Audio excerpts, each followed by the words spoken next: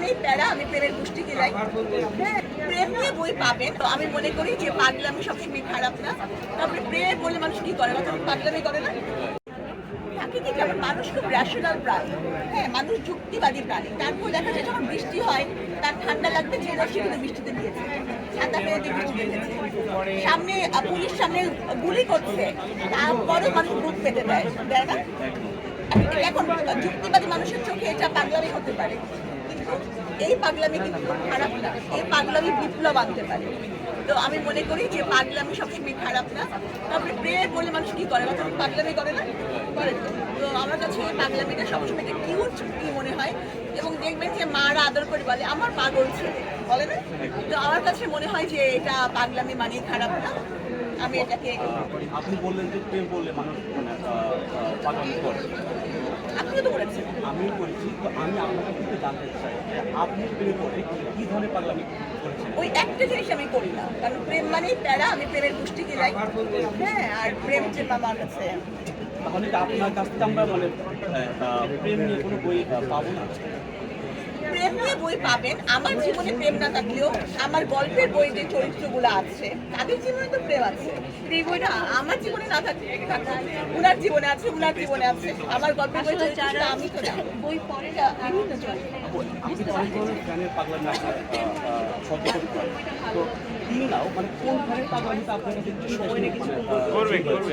এরকম পাগল না, সত্যি কথা বলতে গেলে আমি তো এই মুহূর্তে মনে করতে পারছি না। তবে দূর দূরান্ত থেকে মানুষ আসে, দেখা যাচ্ছে বাচ্চা করে নিয়ে এসে আসছে, হাঁপাচ্ছে, অথবা 5 ঘন্টা ওয়েট করছে যে আমার সাথে দেখা করবে, আমাকে অসুবিধা করবে।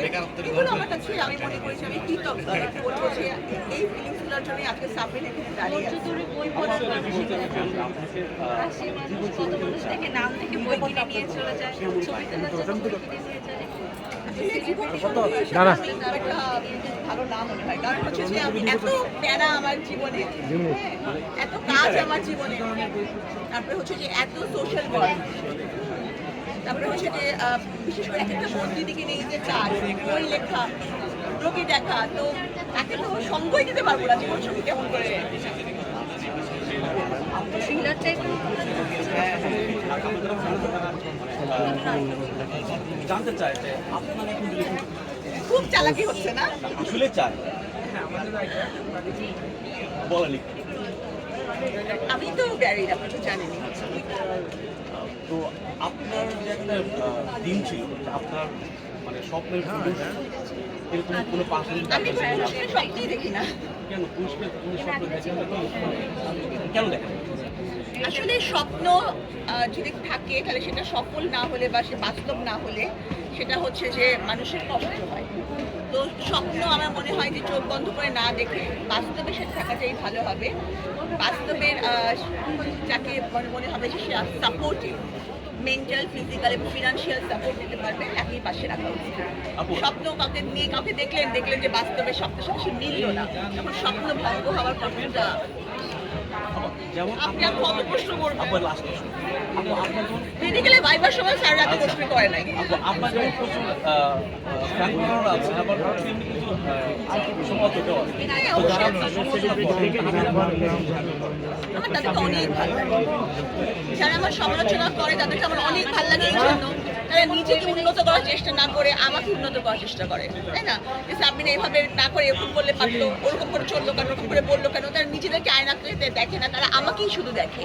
তাহলে আমি বলবো যে আমার সমালোচকদের কাছে আমি কৃতজ্ঞ, কারণ তারা নিজেকে সময় না দিয়ে, নিজের পরিবারকে সময় না দিয়ে আমাকে সময় দিচ্ছে এবং আজ এরা মন্তব্য লিখছে। লাস্ট আপনার যারা মানে ফ্যান ফলোয়ার আছে তাদের উদ্দেশ্যে আপনি কিছু মানে শেয়ার করতে চান? আমার ফ্যানদের উদ্দেশ্যে আমি এটাই বলবো যে উনাদের কারণেই আমি বেঁচে আছি।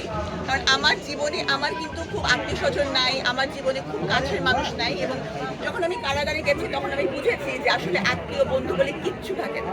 তো আমার যারা ফ্যান্স আছে, আমার যারা ফলোয়ার্স আছে, তারাই আমার জীবনে সবচেয়ে বেশি ম্যাটার করে, সবচেয়ে বেশি। হ্যাঁ, তাদের কথা, তাদের মন্তব্য, তাদের ভালোবাসা, তাদের উৎসাহ, তাদের উদ্দীপনা আমাকে অনুপ্রেরণা দেয়, এবং তাদের জন্য সাবরিনা আজকে এখানে দাঁড়িয়ে আছি। Thank you so much.